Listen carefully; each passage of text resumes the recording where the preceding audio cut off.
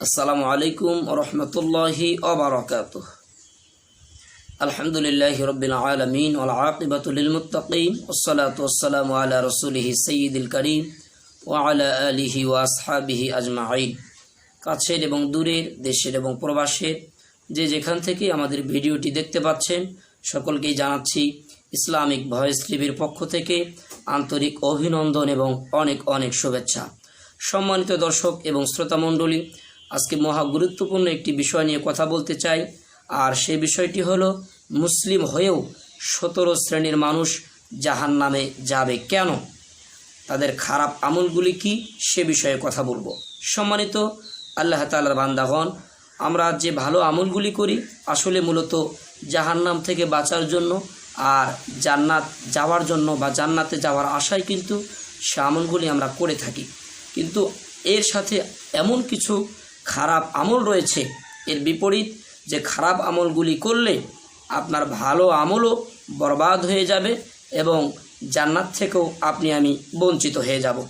সম্মানিত আল্লাহ তাআলার বান্দাগণ, বলতে চাচ্ছি মুসলিম হওয়া সত্ত্বেও যে 17 শ্রেণীর মানুষ জাহান্নামে চলে যাবে। হ্যাঁ, এক পর্যায়ে শাস্তি ভোগ করার পরে আল্লাহ পাক রব্বুল আলামিন চাইলে তারা আবারও জান্নাতে প্রবেশ করবে। সম্মানিত আল্লাহ তাআলার বান্দাগণ, তাহলে 17 শ্রেণীর মানুষ যারা মুসলিম হওয়া সত্ত্বেও জাহান্নামে যাবে, তার মধ্যে এক প্রকার বা প্রথম প্রকার হলো হারাম খাদ্য ভক্ষণকারী অথবা গ্রহণকারী। যারা হারাম খাদ্য ভক্ষণ করবে, হারাম খাদ্য দ্বারা শরীরকে হুষ্টপুষ্ট করবে অথবা লালিত করবে, এই ব্যক্তিগুলি জাহান্নামে চলে যাবে। এই ব্যক্তিগুলি মুসলিম হওয়া সত্ত্বেও তারা জান্নাতে যেতে পারবে না। আল্লাহ পাক রব্বুল আলামিন এ বিষয়ে সূরাতুল বাকারার 172 নং আয়াতে কারিমায় আল্লাহ তাআলা জানিয়ে দিয়েছেন, ইয়া আইয়ুহাল্লাযীনা আমানু, হে ঈমানদার বান্দাগণ, কুলু মিন তাইয়্যিবাতি, তোমাদেরকে যে পবিত্র রিজিক দেওয়া হয়েছে তা থেকে তোমরা ভক্ষণ করো, মা রাযাকনাকুম, যে রিজিক আমি আল্লাহ পাক রব্বুল আলামিন তোমাদেরকে দিয়েছি, ওয়াশকুরু লিল্লাহ, এবং আমি আল্লাহ পাক রব্বুল আলামিনের কৃতজ্ঞতা প্রকাশ করো, শুকরিয়া আদায় করো। এবং বিশ্বনবী সাল্লাল্লাহু আলাইহি ওয়াসাল্লাম বলেছেন, লা তাদখুলুল জান্নাতা জাসাদুন গুযিয়া বিল হারাম, হারাম মাল দ্বারা যে শরীর লালিত হবে সে শরীর জান্নাতে যেতে পারবে না, বরং জাহান্নামে যাবে। সেজন্য আমাদেরকে হারাম থেকে, হারাম রোজগার থেকে আমাদেরকে বেঁচে থাকতে হবে। এবার আসুন দ্বিতীয় প্রকার বা দ্বিতীয় শ্রেণীর লোক যারা মুসলিম হওয়া সত্ত্বেও জান্নাতে যেতে পারবে না, তারা হলো আত্মীয়তার সম্পর্ক ছিন্নকারী। অনেক মানুষ আছে ছোটোখাটো কথায় মায়ের সাথে, বাবার সাথে, ভাইয়ের সাথে, বোনের সাথে অথবা অন্য কোনো আত্মীয়র সাথে আত্মীয়তার সম্পর্ক যেটি আছে অটুট এ বন্ধনকে তারা ছিঁড়ে ফেলে, ছিন্ন করে ফেলে। এই সব ব্যক্তিরা জান্নাতি হতে পারবে না। আল্লাহ পাক রব্বুল আলামিন সূরাতুল বানী ইসরাঈলের মধ্যে বলেছেন, ও আতিজাল কুরবা, তোমরা আত্মীয়তার সম্পর্ক বা হক তোমরা আদায় করো। এবং বিশ্বনবী সাল্লাল্লাহু আলাইহি ওয়াসাল্লাম বলেছেন, লা ইয়াদখুলুল জান্নাতা কাতিআ, যারা আত্মীয়তার সম্পর্ক ছিন্ন করবে ওই ব্যক্তিগুলি জান্নাতে যেতে পারবে না। এবার আসুন তৃতীয় শ্রেণী বা তৃতীয় প্রকার ব্যক্তি যারা মুসলিম হওয়া সত্ত্বেও জান্নাতে প্রবেশ করতে পারবে না, তারা হলো প্রতিবেশীকে কষ্টদাতা বা প্রতিবেশীকে কষ্টদানকারী। যারা প্রতিবেশীকে কথার মাধ্যমে, কাজের মাধ্যমে, বিভিন্ন মাধ্যমে যারা প্রতিবেশীকে কষ্ট দেয় এবং তাদেরকে হ্যায় প্রতিপন্ন করে এবং তাদেরকে কিভাবে দাবানো যায়, তাদেরকে কিভাবে কষ্ট দেওয়া যায়, কিভাবে তাদেরকে সমাজের মধ্যে অবহেলিত করা যায় বা তাদেরকে কিভাবে ক্রিটিসাইজ করা যায়, বিভিন্নভাবে যারা কষ্ট যারা প্রতিবেশীকে দিবে, এইসব ব্যক্তিরা মুসলিম হওয়া সত্ত্বেও, নামাজ রোজা অন্যান্য ইবাদত করা সত্ত্বেও তারা বেহেশতে যেতে পারবে না। এবার আসুন চতুর্থ নাম্বার বা চতুর্থ শ্রেণীর লোক যারা মুসলিম হওয়া সত্ত্বেও জান্নাতে যেতে পারবে না, তারা হলো পিতামাতার অবাধ্য সন্তান। পিতামাতা যদি আপনাকে কোনো আদেশ করে আর সে আদেশটি যদি শরীয়ত সম্মত হয়, অবশ্যই অবশ্যই সে আদেশটি মান্যযোগ্য, অবশ্যই আপনাকে মানতে হবে। আল্লাহ এবং আল্লাহর রাসূলের পরেই পিতামাতার স্থানকে আল্লাহ পাক রব্বুল আলামিন দিয়েছেন। কাজেই পিতামাতার শরীয়ত সম্মত বিধানকে, আইনকে অথবা আদেশকে মেনে নেওয়া ছাড়া একজন সন্তানের পক্ষে বিপরীত কোনো বিষয় নেই, অবশ্যই তাকে মানতে হবে। এবার আসুন 5 নাম্বার বা 5ম নাম্বার বা 5ম শ্রেণীর লোকেরা যারা মুসলিম হওয়া সত্ত্বেও জান্নাতে যেতে পারবে না, তারা হলো অশ্লীলভাষী এবং উগ্র মেজাজি, যারা খুব কথায় কথায় অশ্লীল কথা বলে, খারাপ কথা বলে, মানুষকে খারাপ ভাষায় অশ্লীল ভাষায় যারা গালিগালাজ করে ঝগড়ার কারণে, বিভিন্ন কারণে, এবং উগ্র মেজাজি, দু একটি কথা বললে চটে যায়, রেগে যায়, এইসব ব্যক্তিরাও জান্নাতে যেতে পারবে না মুসলিম হওয়া সত্ত্বেও। এবার আসুন 6 নাম্বার, যারা মুসলিম হওয়া সত্ত্বেও জান্নাতে যেতে পারবে না, তারা হলো প্রতারণাকারী শাসক, প্রতারণাকারী নেতা। দেখা যায় যে আমাদের সমাজে যে নির্বাচনগুলি হয়, বেশিরভাগ নির্বাচনে যে ওয়াদাবদ্ধ যে হয় নেতারা, দেখা যায় যে যখন তারা প্রাপ্য সম্মান পায়, যারা ভোটে নির্বাচিত হয়, আগের যে ওয়াদাগুলি দেওয়া ছিল তারা কিন্তু এই ওয়াদাগুলি অনেকেই সঠিকভাবে আদায় করে না। যারা আদায় করে না তারা মুসলিম হওয়া সত্ত্বেও জান্নাতে প্রবেশ করতে পারবে না। এবার আসুন 7 নাম্বার, যারা অপরের সম্পদ যারা আত্মসাৎ করে, টাকা পয়সা যারা আত্মসাৎ করে, জমি জমা যারা গায়ের শক্তিতে, গায়ের জোরে যারা আত্মসাৎ করে, এইসব ব্যক্তিরা মুসলিম হওয়া সত্ত্বেও জান্নাতে প্রবেশ করতে পারবে না। এবার আসুন 8 নাম্বার, যারা মুসলিম হওয়া সত্ত্বেও জান্নাতে প্রবেশ করতে পারবে না, তারা হলো অন্যকে উপকার করে, যখন অন্য মানুষ বিপদে পড়ে উপকার করে, কিন্তু আবার যখন সুযোগ পায় তখন আবার ওই উপকারের খোঁটা দেয়। যারা উপকার করার পরে যারা খোঁটা দিবে, তারা আল্লাহ পাক রব্বুল আলামিনের চির শান্তির আবাসস্থল জান্নাত থেকে মাহরুম হয়ে যাবে। এবং এর সাথে আরেকটি বিষয় অ্যাড করে দিয়েছেন বিশ্বনবী সাল্লাল্লাহু আলাইহি ওয়াসাল্লাম, যারা মদ্যপ, যারা মদ পান করে, বিশেষ করে এখন যুব শ্রেণীর যারা রয়েছে, বেশিরভাগ যুবক ভাইয়েরা আজকে মদ বা অন্য অন্য নেশায় তারা আসক্ত। যারা এই নেশায় আসক্ত তাদেরকে বলবো, সম্মানিত যুবক ভাইয়েরা, এটার থেকে বের হয়ে আসতে হবে। যদি আপনি বের হয়ে আসতে না পারেন, তাহলে আপনি যত ভালো আমলই করেন না কেন, আপনি জান্নাতে যেতে পারবেন না। সম্মানিত যুবক ভাইয়েরা, আপনারা হচ্ছেন ইসলামের খুঁটি, আপনারা দ্বীনের খুঁটি, আপনাদের দ্বারাই বিশ্বনবী সাল্লাল্লাহু আলাইহি ওয়াসাল্লামের বিপ্লব ঘটেছিল ইসলামের। সেজন্য আপনি যদি ভালো হন, একটি জাতি ভালো হয়ে যাবে ইনশাআল্লাহ। আল্লাহ তাআলা যুবক ভাইদেরকে এই মদ, অন্য নেশা থেকে আল্লাহ তাআলা হেফাজত করুন। এবার আসুন 9 নাম্বার, যারা মুসলিম হওয়া সত্ত্বেও যারা জান্নাতে প্রবেশ করতে পারবে না, তারা হলো চগলখোর, যারা একের কথা অন্যকে লাগিয়ে দিয়ে ঝগড়া, বিবাদ, ফিতনা, ফাসাদ যারা সৃষ্টি করে দেয়, তারা মুসলিম হওয়া সত্ত্বেও, নামাজ, রোজা, অন্য অন্য ইবাদত করা সত্ত্বেও এই চগলখড়ি করার কারণে তারা বেহেশতে প্রবেশ করতে পারবে না। সম্মানিত দর্শক এবং শ্রোতা মণ্ডলী, 10 নাম্বার বা 10ম শ্রেণীর লোক যারা মুসলিম হওয়া সত্ত্বেও জান্নাতে যেতে পারবে না, তারা হলো নিজের পিতাকে ব্যতি রেখে অন্যকে যারা পিতার পরিচয় দেয়, এইসব ব্যক্তিরা কশিনকালেও বেহেশতে প্রবেশ করতে পারবে না প্রথমে। এবং 11 নাম্বার হলো যারা দাম্ভিক অথবা অহংকারী, যারা দাম্ভিকতা প্রকাশ করে, মানুষের সামনে যারা অহংকারিত্ব প্রকাশ করে, তারা মুসলিম হওয়া সত্ত্বেও, ইসলামের বিধিবিধান অন্য অন্য যত রয়েছে সবগুলো মানা সত্ত্বেও এই খারাপ আমলের কারণে এই ব্যক্তি জান্নাতে প্রবেশ করতে পারবে না। অহংকার এটি শুধুমাত্র করার অধিকার, শুধুমাত্র করার যোগ্যতা আল্লাহ তাআলা রাখেন, আল্লাহ ছাড়া কারো অহংকার করার অধিকার বা যোগ্যতা নাই। এবার আসুন 12 নাম্বার, যারা মুসলিম হওয়া সত্ত্বেও জান্নাতে প্রবেশ করতে পারবে না, তারা হলো আল্লাহ এবং আল্লাহর রাসূলের অবাধ্য। অবাধ্য কিভাবে?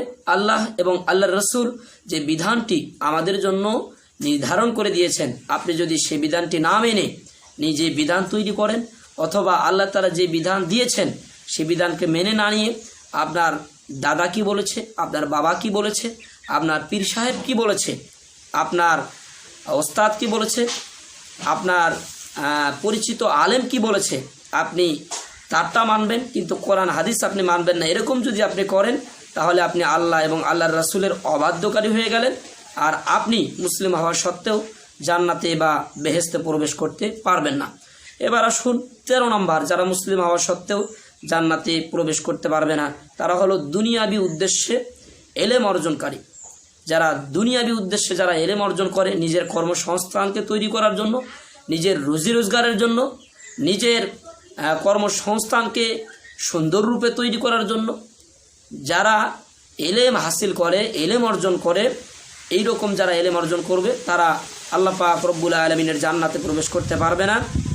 হ্যাঁ, কেউ এলেম অর্জন করার পরে সে দ্বীনের প্রচারও করছে এবং তৎসঙ্গে সে অন্য অন্য ইসলামের খেদমতও রয়েছে, আর খেদমত করার পরে তাকে যেটা সম্মান বা হাদিয়া দেওয়া হবে সেটা হলো ভিন্ন কথা, সেটা সে নেবে, এটাই সিস্টেম।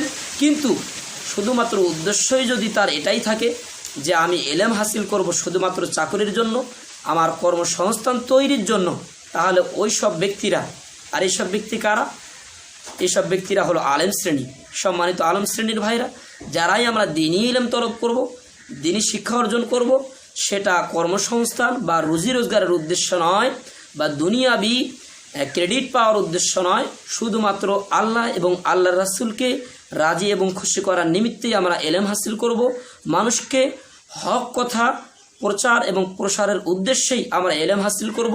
তাহলেই আল্লাহ পাক রব্বুল আলামিন আমাদের আলেম শ্রেণীর যে মর্যাদা, যে সম্মান আল্লাহ তাআলা দুনিয়াতে দিয়েছেন, সে সম্মান আল্লাহ পাক রব্বুল আলামিন আখিরাতেও দান করবেন।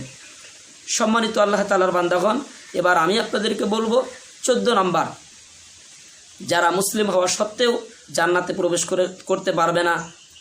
এর মধ্যে শুধুমাত্র নারী শ্রেণী পড়েছে। আর সে বিষয়টি হলো যে নারীরা অকারণে স্বামীর কাছে যখন তখন তালাক চায়, একটু সেটু ঝগড়া হলেই, বিভিন্ন কথাবার্তা হলেই অনেক নারী রয়েছেন রেগে যান, চটে যান, স্বামীকে কষ্ট দিয়ে কথা বলেন এবং বলেন যে আমাকে তালাক দিয়ে দাও, আমি তোমার বাসা ছেড়ে চলে যাব। এই রকম স্বামীকে মনে কষ্ট দিয়ে যারা তালাকের মতো, ইসলামে যদিও তালাক বৈধ, কিন্তু আল্লাহ পাক রব্বুল আলামিনের কাছে এটা হলো নিকৃষ্টতম বৈধ। আর শয়তান একজন মানুষ খুন করলে, একজন মানুষ আরেকজন মানুষকে গালি দিলে বা যে কোনো খারাপ কাজ করালে যতটুকুন আনন্দিত না হয়, তার থেকে অধিক পরিমাণ আনন্দিত হয় যখন একজন স্ত্রী একজন স্বামীর মধ্যে ঝগড়া হয়, বিবাদ হয় এবং তাদের বিবাহ সম্পর্কে বিচ্ছেদ ঘটে। সেজন্য এই তালাক থেকে আমাদেরকে বেঁচে থাকতে হবে। সম্মানিত মায়েরা বোনেরা, যারা আমার ভিডিওটি দেখতে পাচ্ছেন, স্বামীর প্রত্যেকটি বিধান যদি সেটা শরীয়ত সম্মত হয় অবশ্যই মেনে নেবেন এবং স্বামীর কাছ থেকে যখন তখন তালাক এটি চাইবেন না। এটি যদি আপনি চান, আপনি যত ভালো আমলই করেন না কেন, সে আমল আল্লাহর দরবারে গ্রহণযোগ্য হবে না এবং আপনি সে আমল দিয়ে জান্নাতে প্রবেশ করতে পারবেন না। এবার আসুন সম্মানিত আল্লাহ তাআলার বান্দাগণ, 15 নম্বর বা 15তম শ্রেণীর লোক যারা মুসলিম হওয়ার সত্ত্বেও জান্নাতে প্রবেশ করতে পারবে না, তারা হলো কালো কলব ব্যবহারকারী।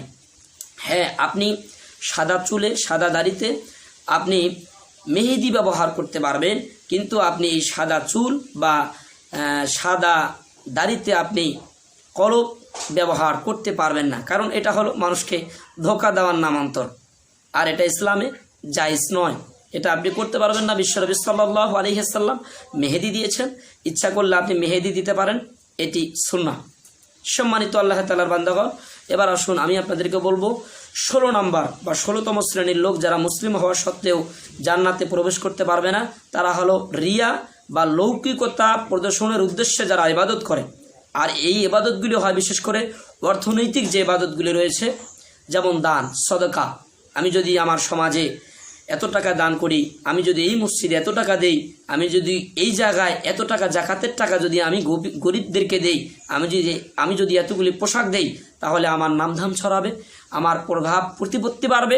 এইরকম মনে করে যদি আপনি দান করেন, তাহলে সওয়াব তো হবেই না, বরং আরও হিতে বিপরীত হয়ে যাবে, গুনাহ হয়ে যাবে। সেজন্য আমি অনুরোধ জানাবো, দুনিয়ার ক্রেডিটের আপনার কোনো দরকার নাই। দুনিয়াতে কে আপনাকে কে কি বলল, কে কি না বলল, সেটা আপনার মূল লক্ষ্য নয়, মূল বিষয় নয়। আল্লাহ তাআলাকে আপনি রাজি এবং খুশি করতে পারছেন কিনা আপনার ইবাদতের মাধ্যমে, এটাই হলো মূল লক্ষ্য, মূল বিষয়। সেজন্য যারা সমাজে দানশীল ব্যক্তি রয়েছেন, যারা মানুষদের দুঃখ কষ্ট সহ্য করতে পারেন না, আপনারা দান করেন, জাকাতের টাকা দেন, অসহায় ব্যক্তিদেরকে অনেক টাকা পয়সা দিয়ে সহযোগিতা করেন, তাদেরকে সাধুবাদ জানাচ্ছি। কিন্তু আপনাদের নিয়তটা যেন ইখলাসপূর্ণ হয়, অনেক ভালো হয়, তাহলে এই দুনিয়াতে আল্লাহ পাক রব্বুল আলামিন আপনার সম্মান বাড়িয়ে দিবে এবং আখেরাতেও আপনাকে আল্লাহ পাক রব্বুল আলামিন সম্মান বাড়িয়ে দিয়ে জান্নাতের মেহমান বানিয়ে দিবে। সুবহানাল্লাহি ওয়া বিহামদিহি। এবার আসুন সম্মানিত দর্শক এবং শ্রোতা মণ্ডলী, আপনাদেরকে বলতে যাচ্ছি 17 নাম্বার বা 17তম শ্রেণীর লোক যারা মুসলিম হওয়া সত্ত্বেও জান্নাতে প্রবেশ করতে পারবে না, তারা হলো ওয়ারিসদেরকে বঞ্চিতকারী। বিশেষ করে অনেক পিতা রয়েছেন, যখন তিনি বুঝতে পারেন যে হয়তোবা আমার যে অসুস্থতা বেড়েই যাচ্ছে, হয়তোবা আমি ইন্তেকাল করব, তার একটি ছেলের সাথে সম্পর্ক ভালো নেই, বাকিগুলির সাথে ভালো আছে, সেই একটি ছেলের সম্বন্ধে বলে যায়, সকলকে ওসিয়ত করে যায় যে আমি মারা যাওয়ার পরে আমার কবরে যেন সে যেন না আসে, আমাকে যেন মাটিও না দেয় এবং দাফনও যেন শরিক না হয় এবং জানাজায় যেন শরিক না হয়। এটা খুবই খারাপ কথা। সে আপনার সাথে যে জুলুম করেছে এর শাস্তি আল্লাহ তাআলা তাকে দিবে, কিন্তু আপনি এই রকম ওসিয়ত কাউকে করতে পারবেন না যে আপনার মৃত্যুর পরে সে যেন মাটি দিতে না আসে, অথবা দাফন কার্যে যেন শরিক না হয়, অথবা সে যেন আপনার জানাজায় শরিক না হয়। এরকম কথা এটি ইসলামে বাঞ্ছনীয় নয়। এবং অনেক সময় দেখা যায় যে অনেক পিতামাতা বলে থাকেন যে তুমি যদি এই কাজ না করো তোমাকে ত্যাজ্যপুত্র করব। ইসলামে ত্যাজ্যপুত্র করা সম্পূর্ণরূপে হারাম। ত্যাজ্যপুত্র নয়, বরং আপনার সন্তান যদি খারাপ বা অন্য কোনো কাজে যদি জড়িত হয়, আপনি যথাসাধ্য আপনি বোঝাবেন, বোঝার পরে সে যদি ভালো না হয় সেটা তার ব্যক্তিগত ব্যাপার, তার জন্য সে দায়ী হবে। আপনি বোঝানোর পরে সে যদি না মানে, তাহলে এর জন্য আপনি ইনশাআল্লাহ দায়ী হবেন না। হ্যাঁ, আপনি যদি ওসিয়ত করে যান যে আমি মৃত্যুর পরে আমার যেগুলো সম্পদ আছে আমার বাকি যে 5টি ছেলে রয়েছে তারা পাবে, আর আরেকটি ছেলে যে আমার অবাধ্য তাকে তোমরা সম্পদ দিও না, এরকম যদি আপনি করেন, তাহলে আপনার নামাজ অন্য ইবাদত কোনো কিছুই আল্লাহর দরবারে কবুল হবে না, মাকবুল হবে না। অবশ্যই সে যেটা আপনার সাথে করেছে এর শাস্তি আল্লাহ তাআলা দিবেন, কিন্তু আপনি এইভাবে তাকে দিতে পারেন না শাস্তি। কেননা ওয়ারিসদেরকে সুন্দরভাবে বন্টন নীতি এটি আল্লাহ পাক রব্বুল আলামিন ফরজ করে দিয়েছেন। আপনি এখানে আপনার মতো করে আপনি বলতে পারেন না। আপনি যদি আপনার মতো করে আপনি যদি সিস্টেম করে দিয়ে যান, যদি আপনি বলে যান, ওসিয়ত করে যান, তাহলে সেটি আল্লাহর আইনের উপরে আপনি নিজে আইন তৈরি করলেন, আর আল্লাহর আইনের উপরে যারা আইন তৈরি করবে তারা কুফর করবে। সম্মানিত দর্শক এবং শ্রোতা মণ্ডলী, বললাম আপনাদেরকে 17 শ্রেণীর মানুষ মুসলিম হওয়া সত্ত্বেও কেন জান্নাতে প্রবেশ করতে পারবে না। আশা রাখি সকলেই শুনেছেন।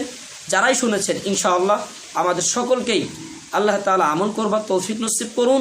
আল্লাহ পাক রব্বুল আলামিন আমাদেরকে এই 17 শ্রেণীর মানুষ থেকে আমাদেরকে হেফাজত করুন।